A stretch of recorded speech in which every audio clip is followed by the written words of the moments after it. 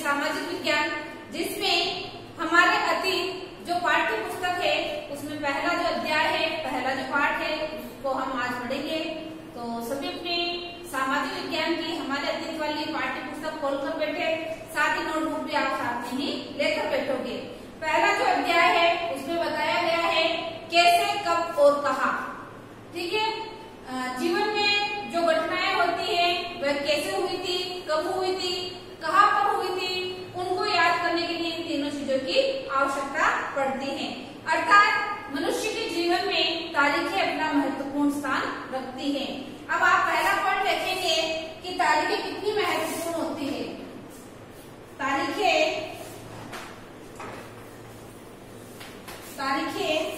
कितनी महत्वपूर्ण होती है। अर्थात आप देखोगे कि तारीखें महत्वपूर्ण होती है क्योंकि जीवन में जो घटनाएं होती है वह कैसे हुई, कब हुई, कहाँ हुई, इन सबके लिए तारीखों से हमें पता चल जाता है। एक वक्त था जब इतिहासकार तारीखों के जादू में ही खोए रहते थे।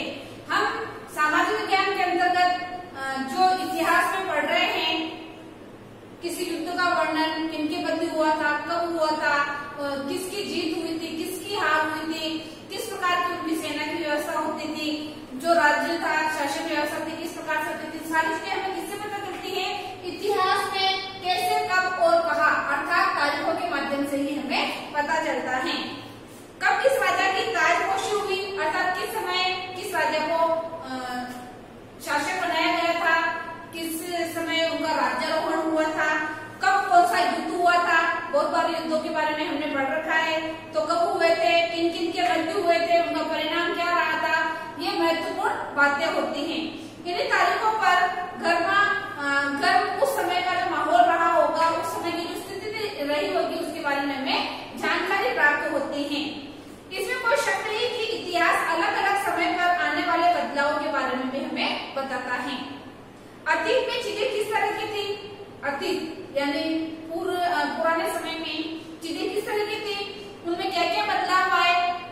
आपने देखा होगा कि मनुष्य पहले कैसा था, किस प्रकार से उसने चलना सीखा, किस प्रकार आग का आविष्कार किया। पहले वह कंदमूल, कच्चा मांस, इन चीजों को खाता था, धीरे धीरे उसने किस प्रकार से आग का आविष्कार किया। तो सारी चीजें हमें पता चलती हैं। जैसे ही हम अतीत और वर्तमान की तुलना करते हैं, हम समय का जिक्र करने लगते हैं।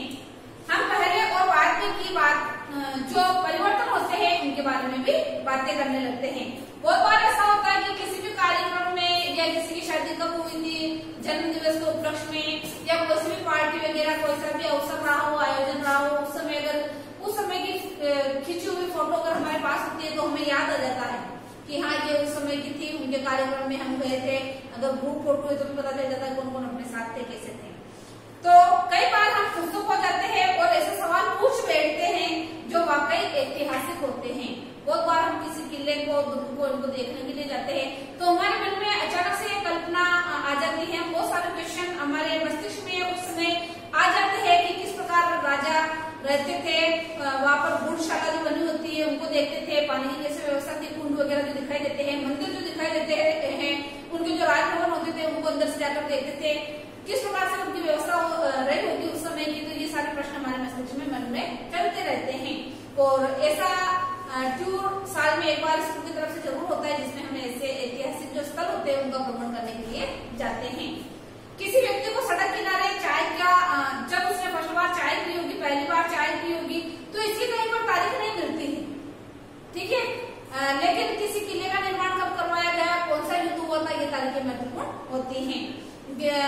जब रेलगाड़ी फर्स्ट बार चली थी, कब से कहाँ चली थी, मुंबई से ठाणे के मध्य जो चली थी, तो वह एक इतिहास है कि प्रथम बार रेल जो चली थी, किस समय चली थी, किसने चली थी, कितनी दूरी पर चली थी।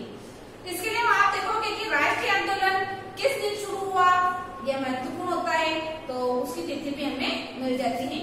एक समय था जब युद्ध और बड़ी बड़ी घटनाओं के ब्यौरों को इतिहासकार अपने जो पुस्तक होती थी, नोटबुक जिसको कह लेंगे, उसमें वह उन महत्वपूर्ण तारीखों को लिखता जाता था। यह इतिहास राजा महाराजाओं और उनकी नीतियों के बारे में भी होता था।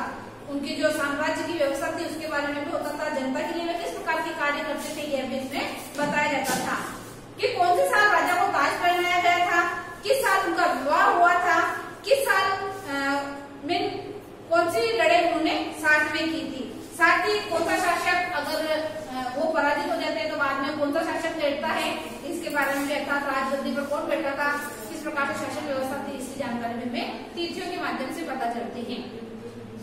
इस तरह की घटनाओं के लिए निश्चित तिथि बनाई जाती थी और इस तरह के इतिहासों में तिथियों का महत्व बना रहता था। कौन सी तारीखें महत्वपूर्ण होती थी? जो कार्य जिस समय पर जो घटनाएं होती थी वो तारीखें हमारे जीवन में महत्वपूर्ण स्थान रखती है। अर्थात इतिहास को जानने के लिए, इतिहास में जो घटित हुआ था उनको जानने के लिए कैसे घटित हुआ, कब हुआ, कहाँ हुआ, और एक और क्वेश्चन हमारे मस्तिष्क में उभर जाता है कि क्यों हुआ। ठीक है, तो बहुत सारे ऐसे कारण रहे होते हैं, इसलिए घटनाएं उस समय घटी थी। बिना घटनाओं ऐसी घटनाएं बिना कारण से कभी भी नहीं हुई होगी। जब हम इतिहास या कोई कहानी लिखते हैं तो उसे टुकड़ों या अध्यायों में क्या करते हैं, बांट देते हैं, अलग अलग पार्ट, अलग अलग भाग में उसको बांट देते हैं। हम ऐसा क्यों करते हैं? ऐसा इसलिए किया जाता है ताकि हर अध्याय में कुछ सामंजस्य बना रहे। इसका मकसद कहानी के इस तरह सामने लाना होता है कि उसे आसानी से समझा जा सके। उसे एक एक पार्ट में इसलिए डिवाइड किया जाता है, इसलिए भाग में बांटा जाता है ताकि एक एक पार्ट को, एक एक भाग को हम बहुत ही अच्छी तरीके से समझ सके कि अब एक भाग खत्म हो गया है, इसके आगे क्या होगा। आगे आप देखोगे कि हम अवधियां कैसे तय करते हैं। इतिहास को हम अलग अलग कालखंडों में बांटने की कोशिश करते हैं, या इतिहास को अलग अलग कालखंडों में बांटा गया है। अब इनकी भी एक वजह है, हम एक दौर की खासियतों, उसके केंद्रीय तत्वों को पकड़ने की कोशिश करते हैं कि उस समय में महत्वपूर्ण क्या रहा होगा। इसलिए ऐसे शब्द महत्वपूर्ण हो जाते हैं जिनके सहारे हम समय को बांटते हैं। समय को अलग अलग कालखंडों में क्या किया जाता है, बांट दिया जाता है। ये शब्द अतीत के बारे में हमारे विचारों को दर्शाते हैं। हमारे जो विचार होते हैं अतीत में, उनको यह दर्शाते हैं। वे हमें बताते हैं कि एक अवधि से दूसरी अवधि के बीच आए हुए जो बदलाव होते हैं उनका मनुष्य के जीवन में क्या महत्व होता है। मिल को लगता था कि सारे एशियाई समाज सभ्यता के मामले में यूरोप से पीछे हैं। इतिहास की उसकी समझदारी की ये बातें अंग्रेजों से आने के पहले ही हिंदू और मुसलमान तानाशाहों के द्वारा ही चलती थी। इतिहास में जो किसी राज्य के बारे में पढ़ते हैं तब इस बात पर ध्यान दिया जा सकता है। अब आगे का पॉइंट आता है कि औपनिवेशिक क्या होता है। औपनिवेशिक क्या होता है सभी समझते होंगे आप।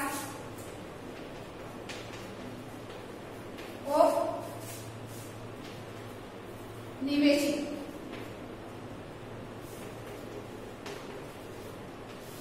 इसके बारे में चर्चा करेंगे और इसकी जो परिभाषा है, डेफिनेशन है, जो अर्थ है वह मैं आपको लिखवा दूंगी।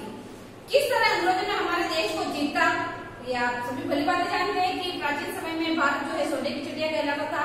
किस प्रकार बाहरी आक्रमणकारियों के द्वारा और ब्रिटिशों के द्वारा यहाँ उनका स्थापित हो गया था और उन्होंने कैसे देश को अपने अधीन कर लिया था।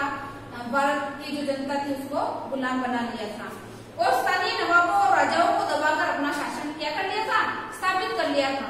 यानी कि राजगद्दी पर तो राजा ही बैठता था, लेकिन जो ब्रिटिश शासक था उसकी उंगली पर यह नाचते थे, अर्थात इशारे पर ही काम करते थे। उन्होंने अर्थव्यवस्था व समाज पर नियंत्रण स्थापित किया। किन्होंने? ब्रिटिशों ने। साथ ही अपने सारे खर्चों को निपटाने के लिए राजस्व वसूल किया। अपनी जरूरत की चीजों को सस्ती कीमत पर, यानी खुद की जरूरत की चीजें तो सस्ती कीमत पर खरीदते थे और यहाँ के शासकों को किसी चीज की जरूरत पड़ती थी तो उसको कम कीमत पर ना देकर ज्यादा कीमत पर बेचा जाता था। निर्यात के लिए महत्वपूर्ण फसलों की खेती करवाई जाती थी। निर्यात के लिए जो महत्वपूर्ण खेती होती थी, जो फसलें होती थी उसकी खेती करवाई जाती थी। साथ ही इन सारी कोशिशों के कारण क्या बदलाव आया यह आप खुद ही देख सकते हैं कि धीरे धीरे जो बात सोने की चिड़िया कहलाता था, किस प्रकार से वह सोने की चिड़िया अर्थात इससे वंचित हो गया था। जब एक देश पर दूसरे देश के दबदबे से राजनीतिक, आर्थिक, सामाजिक और सांस्कृतिक बदलाव आते हैं तो उसे क्या कहा जाता है? उसे औपनिवेशीकरण कहा जाता है। तो इसकी आप जो परिभाषा है वह लिख लोगे। जब एक देश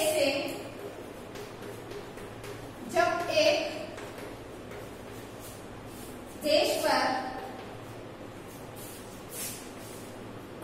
दूसरे देश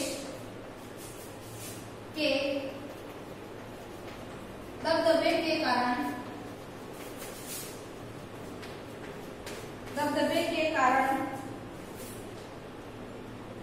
राजनीतिक,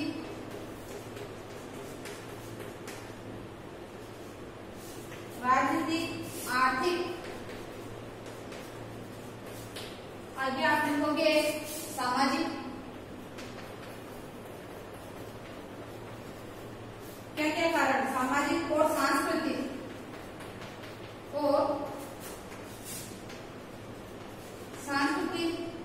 बदलाव आ जाते हैं, तो उसे क्या कहा जाएगा? उसे औपनिवेशिकीकरण कहा जाएगा। जब एक देश पर दूसरे देश के दबदबे के कारण अर्थात अपने प्रभाव के कारण राजनीतिक, आर्थिक, सामाजिक, सांस्कृतिक परिवर्तन या बदलाव आ जाते हैं, तो उसे क्या कहा जाता है? उसे औपनिवेशीकरण कहा जाता है। इसको आप जरूर नोट करोगे। आगे है, हम इस तरह जानते हैं भाई किस समय क्या घटनाएं हुई थी, उसके बारे में हम कैसे जानते हैं? तो अंग्रेजों को यह भी लगता था कि तमाम अहम जो दस्तावेज या पत्र होते थे उनको संभाल कर रखना जरूरी होता था। लिहाजा उन्होंने सभी शासकीय संस्थाओं, अभिलेख कक्ष आदि की व्यवस्था उस समय करवाई थी। साथ ही तहसील का जो दफ्तर होता है उसको कलेक्टर, कमिश्नर, प्रांतीय सचिवालय, कचहरी सबके अपने रिपोर्ट रूम होते थे, अर्थात सभी के लिए अपने अपने एक अलग से कक्ष होते थे। जो महत्वपूर्ण दस्तावेज होते थे उनको बचाकर रखने के लिए अभिलेखागार की व्यवस्था भी की गई थी। साथ ही अनेक संग्रहालय भी बनाए गए थे जहाँ पर महत्वपूर्ण दस्तावेजों को रखा जाता था। अंग्रेजी शासन द्वारा तैयार किए गए सरकारी जो भी रिपोर्ट्स है उन सारे सरकारी रिपोर्ट्स को अभिलेखागार में, संग्रहालय में, दफ्तरों में अलग अलग जो विभाग बना रखे थे उनके अंतर्गत उनको संभाल कर रखा जाता था। 19वीं सदी की शुरुआत में प्रशासन की एक शाखा से दूसरी शाखा के पास भेजे गए पत्रों और ज्ञापनों को आप आज भी अभिलेखागारों में देख सकते हैं। आज भी वह सुरक्षित है। वहाँ आप जिला अधिकारी द्वारा तैयार किए गए नोट्स, रिपोर्ट्स आदि भी पढ़ सकते हैं। साथ ही उनके साथ विचार विमर्श एवं अपने सुझाव भी वहाँ पर रख सकते हैं। आगे आप देखोगे कि 19वीं सदी के अर्थात 19वीं सदी के शुरुआती सालों में इन दस्तावेजों की सफलतापूर्वक एक नकलें भी बनाई गई, अर्थात जो महत्वपूर्ण दस्तावेज थे उनकी एक प्रतिलिपि भी बनाई गई और उसको भी सुरक्षित रखा गया है। कभी क्या हो जाए पता नहीं, तो 1 से 2 बनाकर अलग से रखे गए हैं। उन्हें कुशल किसी के माहिर लिखते थे, अर्थात जो लिखने में माहिर व्यक्ति होता था वही उनको लिखता था। कुशल किसी या सुलेखन किसी ऐसे लोग होते थे जो बहुत सुंदर ढंग से चीजें लिखते थे। जैसे है रूबहू वैसे ना उतारकर उसमें कुछ परिवर्तन करके बहुत ही सुंदर तरीके से, अच्छे तरीके से उनको लिखा जाता था। 19वीं सदी के मध्य तक छपाई का जो कार्य था वह भी बहुत ही अच्छे तरीके से होता था। अब गृह विभाग को जो भेजी गई रिपोर्ट है उसके बारे में पढ़ते हैं। सन 1946 में भारत की औपनिवेशिक सरकार शाही भारतीय नौसेना के जहाजों, सिपाहियों की बगावत को कुचलने का प्रयास कर रही थी। उस समय विभिन्न बंदरगाह जो होते थे उनमें कहा गया है कि गृह विभाग को उनके द्वारा रिपोर्ट मिल रही थी। उनके कुछ नमूने इस प्रकार है, जैसे कि बंबई, इस बात का इंतजाम कर लिया गया था कि सेना जहाजों और दफ्तरों के ऊपर अपना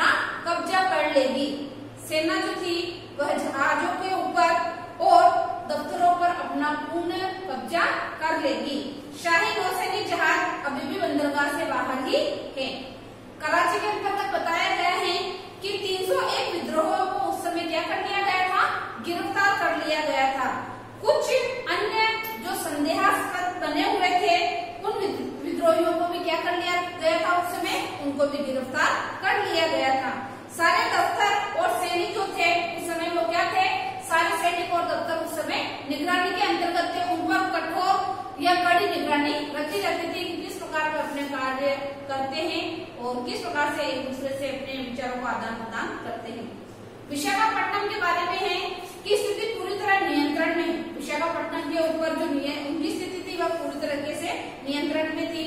वहाँ के जो दफ्तर थे, जो सेना थी, उन पर उनका पूर्ण रूप से क्या था, अपना अधिकार स्थापित कर रखा था और कहीं हिंसा नहीं हुई थी और वहाँ पर किसी भी प्रकार की कोई सी भी हिंसा नहीं हुई थी, क्योंकि वहाँ पर इन्होंने अपना कार्य जो करना था वह पहले से तय कर लिया था। उसके लिए पहले से रणनीति बनाकर रख ली गई थी। जहाजों और प्रतिष्ठानों पर सैनिक गार्ड तैनात कर दिए गए थे।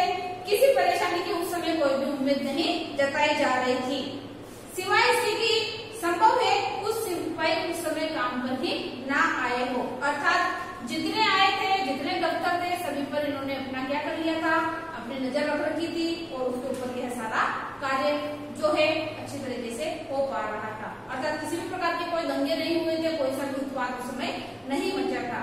इस तकनीक के सहारे अब प्रत्येक सरकारी जो विभाग होते हैं उनकी कार्यवाहियों के दस्तावेजों की कई कई प्रतियां बनाई जाने लग गई। जितने भी दस्तावेज होते थे सभी की अनेक प्रतियां बनाकर अनेक स्थानों पर सुरक्षित रखी जाने लग गई थी। आगे इसमें पॉइंट आता है सर्वेक्षण का बढ़ता महत्व। किसी भी चीज के लिए जब तक सर्वेक्षण नहीं किया जाता है तब तक उसके अंतिम मुकाम तक नहीं पहुंचा जा सकता है। तो कोई सा भी कार्य ले लो, कोई सा भी विभाग ले लो, उसमें सर्वेक्षण जो होता है उसकी महत्वपूर्ण भूमिका रहती है। औपनिवेशिक शासन के दौरान सर्वेक्षण का चैनल भी महत्वपूर्ण होता गया था। अर्थात अंग्रेजों का विश्वास था कि देश पर अच्छी तरह शासन चलाने के लिए उसको सही ढंग से जानना बहुत जरूरी होता है। सर्वेक्षण अर्थात उसकी पूरी पड़ताल करना, उसकी पूरी खोजबीन करना, उसकी पूरी जानकारी प्राप्त होना। अर्थात सर्वेक्षण के अंतर्गत कैसे, कब, कहाँ और क्यों, इन 4 बिंदुओं पर महत्वपूर्ण ध्यान दिया जाता है। 19वीं सदी की शुरुआत तक पूरे देश का नक्शा तैयार कर लिया गया था।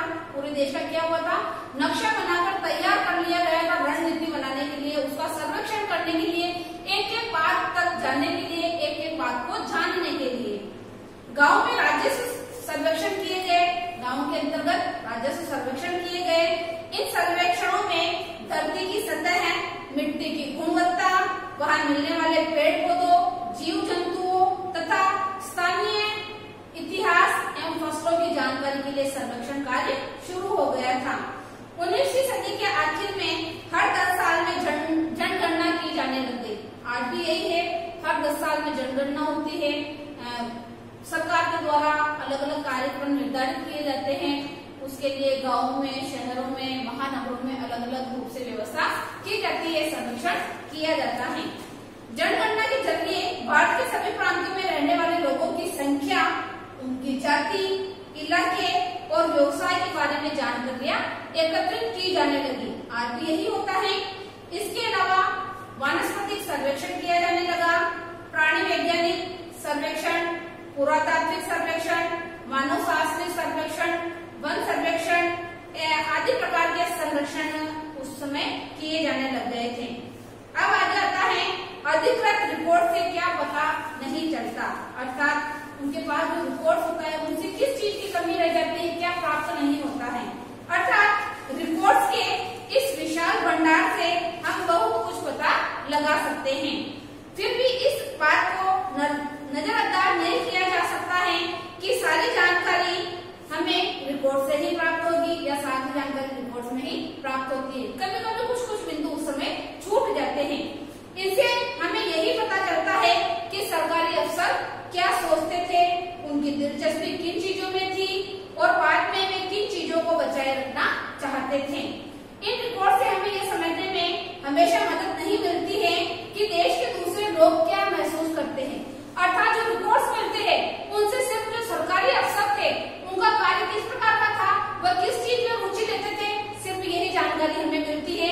आम जनता क्या सोचती थी, आम जनता की रुचि किसमें थी, यह जानकारी हमें आज भी नहीं प्राप्त होती है और उस समय भी नहीं प्राप्त हुई थी। और उनकी कार्रवाई की वजह क्या रही थी, इन बातों को जानने के लिए हमें और आगे थोड़ा अभ्यास करना पड़ेगा।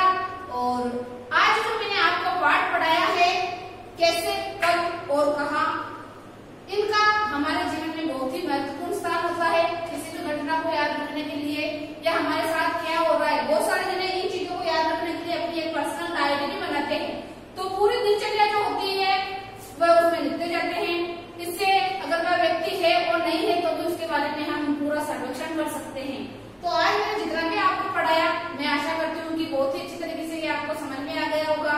फिर भी आप सभी एक बार इस पाठ को जितना मैंने पढ़ाया है मौखिक रूप से इसकी रीडिंग जरूर करेंगे और जो महत्वपूर्ण बिंदु मैंने आपको वहीं पर लिखा है उनको आप जरूर याद करोगे। जैसे कि औपनिवेशीकरण क्या है, तो इसकी जो पूरी डेफिनेशन लिखा थी इसको आप अच्छी तरीके से लिखकर याद करेंगे। साथ ही कैसे कब होता है, महत्वपूर्ण जो घटनाएं होती है, नीतियां होती है, युद्ध होते हैं, उनका हमारे जीवन में क्या महत्व है, इससे हमें उस समय की स्थिति के बारे में पता चल सकता है। तो ये सारी बातें हमें महत्वपूर्ण लगती है और इनको हमें याद भी करना चाहिए। तारीखें हमेशा हर चीज में महत्वपूर्ण होती है। हम जब आप देखोगे कि आप जब गृह कार्य करते हैं उस दिन भी आप क्या करते हो, तारीख जरूर लगाते हो। और आपके जो टीचर होते हैं, अध्यापक अध्यापिका, जो उस दिन आपकी नोटबुक चेक करते थे उस दिन वो अपने हस्ताक्षर करके वो भी तारीख लगाते हैं। तारीखों का बहुत महत्वपूर्ण स्थान होता है। ये एक प्रकार का रिकॉर्ड हो जाता है हमारे साथ, हमारे पास। तो आज की दी गई मेरे द्वारा वीडियो आपको बहुत अच्छी तरीके से समझ में आ गई होगी। फिर भी आपको अगर इसमें किसी प्रकार की कोई समस्या आती है तो आप बोर्ड पर दिए हुए नंबर पर अपने सुझाव दे सकते हैं, ताकि अगली वीडियो में आपके सुझावों को सुनकर उसकी जो कठिनाई है उसको दूर करने का प्रयास कर सकूं। धन्यवाद।